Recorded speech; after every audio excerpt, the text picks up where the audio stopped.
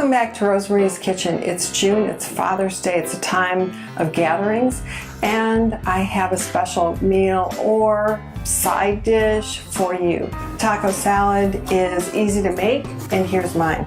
1 pound of the best lean hamburger. I use the 90% lean.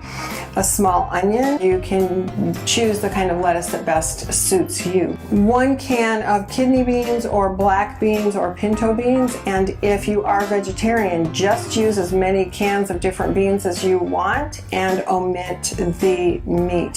3 tomatoes or 4 tomatoes if they're small. I use Roma, they're less seedy, and I remove the seeds and insides from the tomatoes to make sure they're not wet.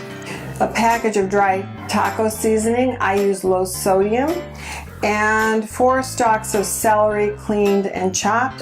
1 hothouse cucumber. I also cut that and I take the seeds out, and all of what you're cutting should be about the same size, bite size. A bag of cheese Doritos. There's many flavors. If you prefer a different kind, that's fine as well. A bottle of Catalina dressing, an avocado or 2, and a can of sliced olives.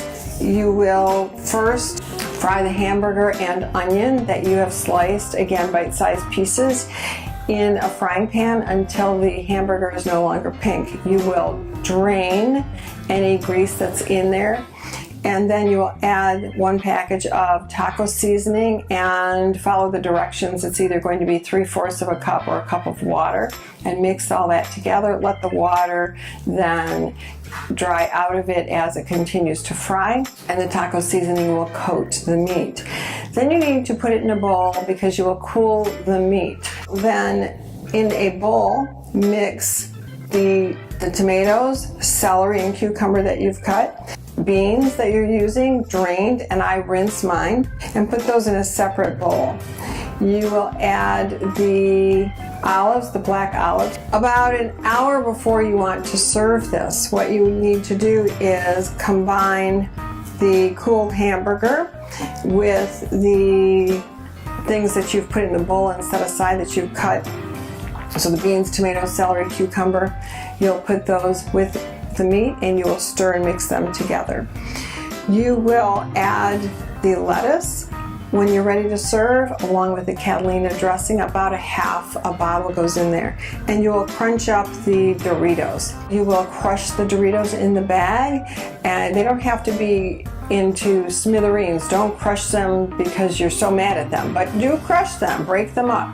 Just before serving, add the Doritos. They get soggy, so what I usually do is put in the Doritos in about half of it and serve about half at a time so that I don't serve soggy lettuce and Doritos.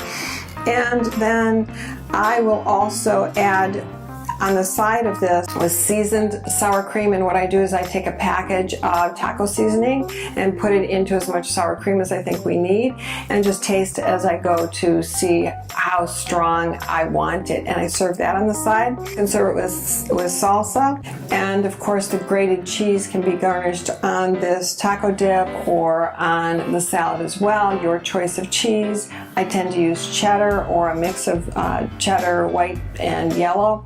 I serve cut up avocado. So the avocado, you can put it in the salad, but I tend to serve it on the side because not everybody likes that. And I also make a taco dip that is simply 1 block of cream cheese with 1 can of no bean Hormel chili or vegetarian Hormel chili.